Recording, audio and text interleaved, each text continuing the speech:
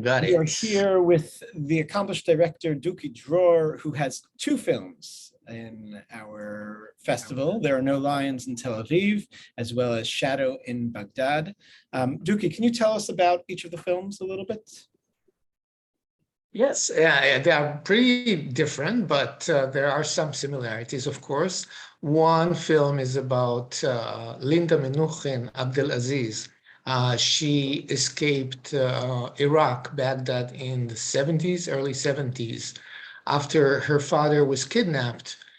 And now, several years, many tens of years afterwards, she's trying to find out what happened to him, what was where his whereabouts or anything about what happened to him. And she's in contact with an Iraqi journalist to try to find to solve this mystery.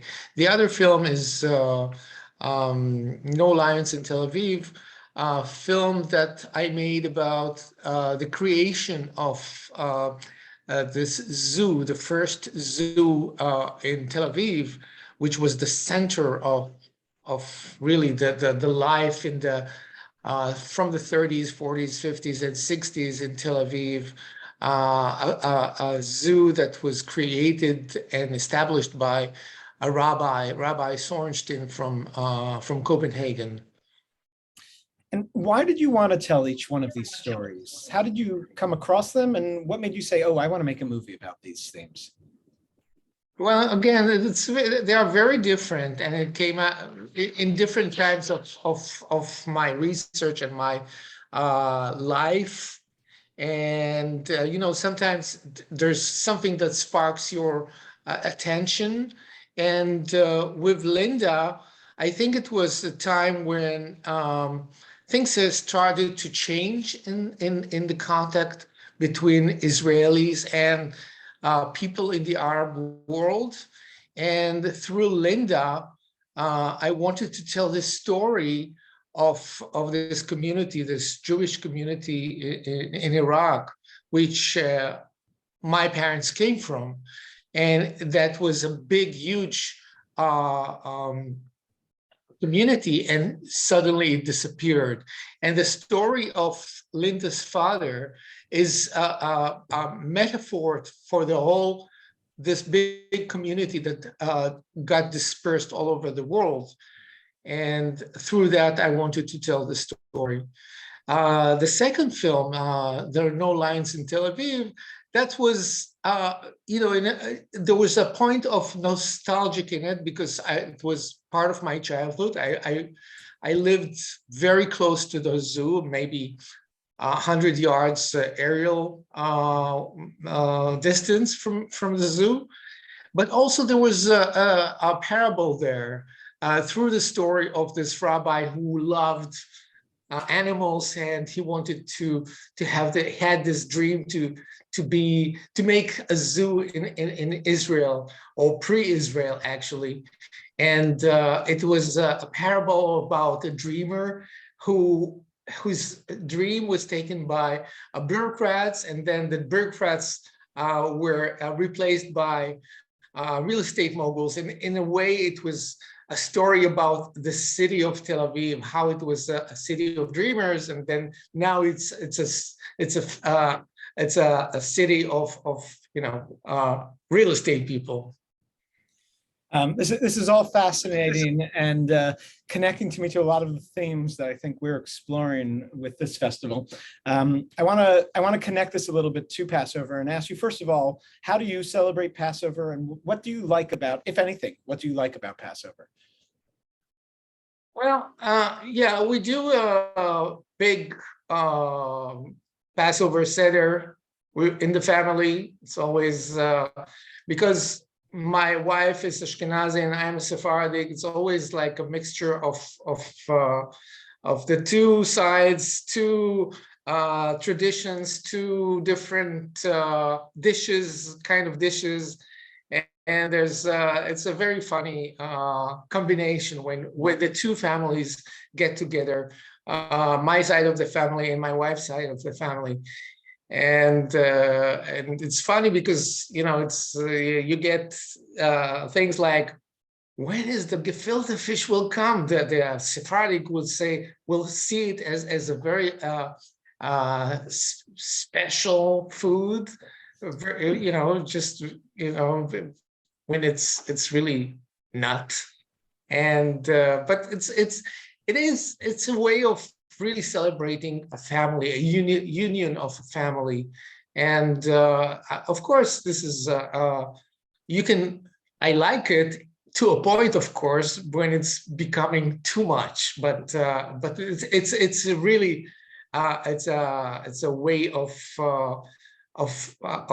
coming together and understanding and learning a little bit about the history, the traditions of what makes us part of a long tradition.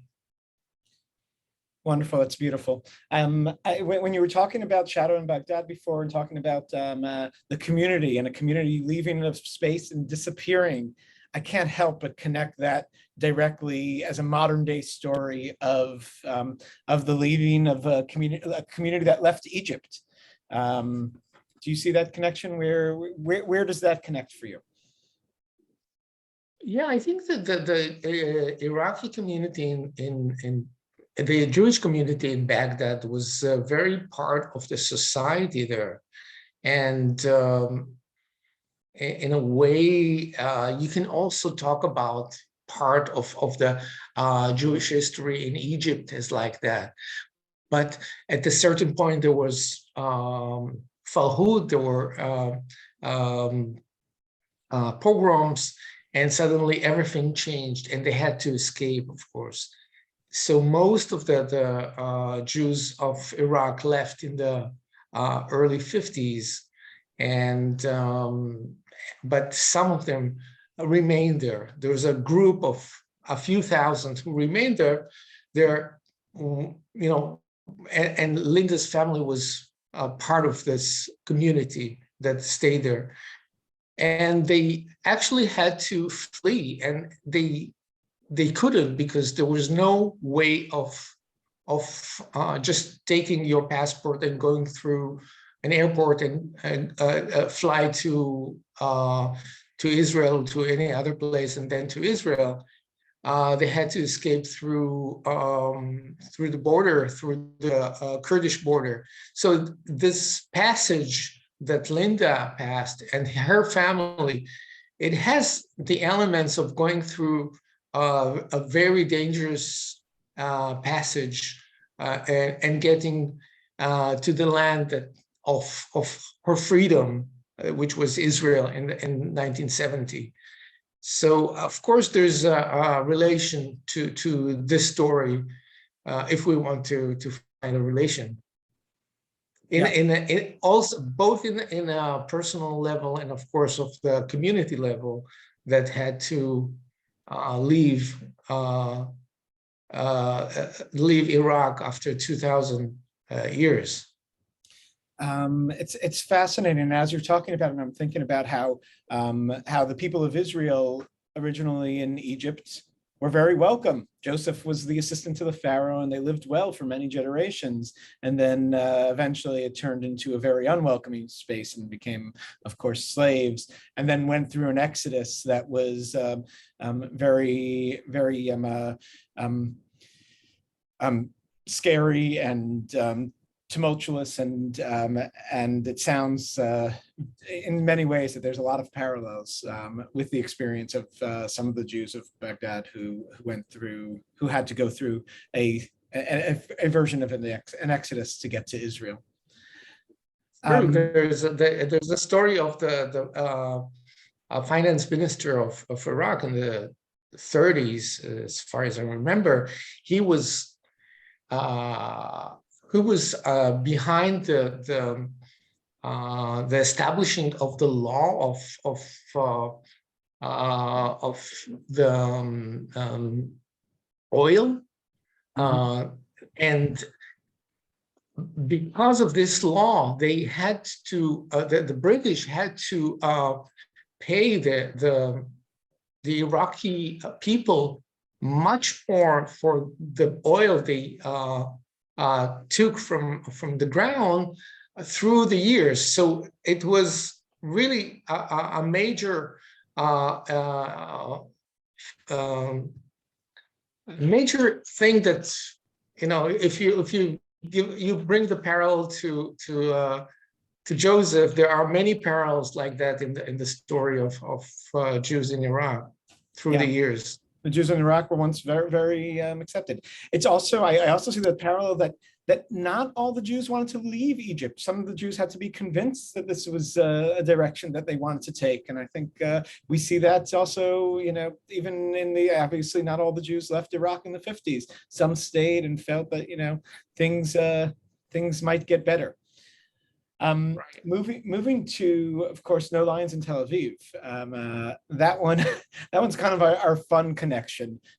What for you? What connects for you there? I see when you were talking about that Tel Aviv, that changing Tel Aviv, that cyclical kind of a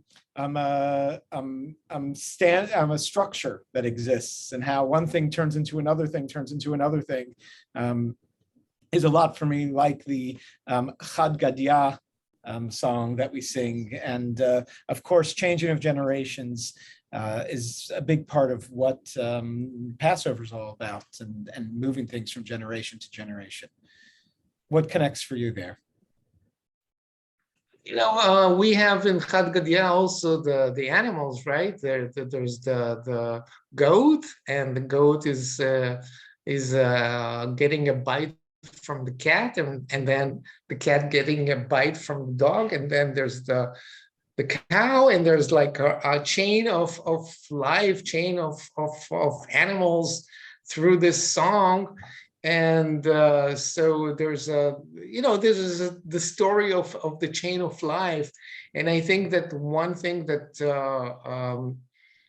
connected Rabbi Shorenstein to animals, I guess, I don't know if this was one of the things, but he believed in this. He believed in that the animals are part of our existence, and this is something that is also connected in Judaism too. And he wanted to bring this into the new place he had to flee to. Actually, it's another story of Exodus. There's the exodus of the European Jews before the war, coming to Palestine in the early 30s, and before the Nazis came into power, or just in the brink of when they came to power. It's again a story of Exodus, and the story of animals that are he tried to salvage and get and have this existence of this kind of existence of animals in Israel, in the new land. And it was really a place where people gathered from all parts of the community in Israel, of pre-Israel, of Palestine. So the Arab population and the Jewish population, they all gathered in this place that was probably the only, or one of the only public entertainment spots in this new metropolitan to become. And I think coming together and having that hope of what's to come, and that growth and that spring, Tel Aviv specifically being a symbol of spring, Aviv being the word in Hebrew for spring, I think there's beautiful connections there. Duki, thank you so much. Thank you for your beautiful films. What are you working on next? There's a big project that I'm working on right now, and it's about the 25 years of Israel since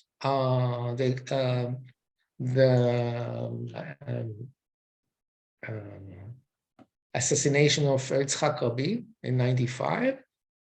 So it's the story of the 25 years since the assassination, and how the Israeli society became fragmented into tribes. And are there tribes, and can they reconnect? So that's the new project, and it's a continuation of a series called Kuma that was made 25 years ago. We look forward to seeing it. Sounds fascinating. Thank you very much, Duki. Thank you.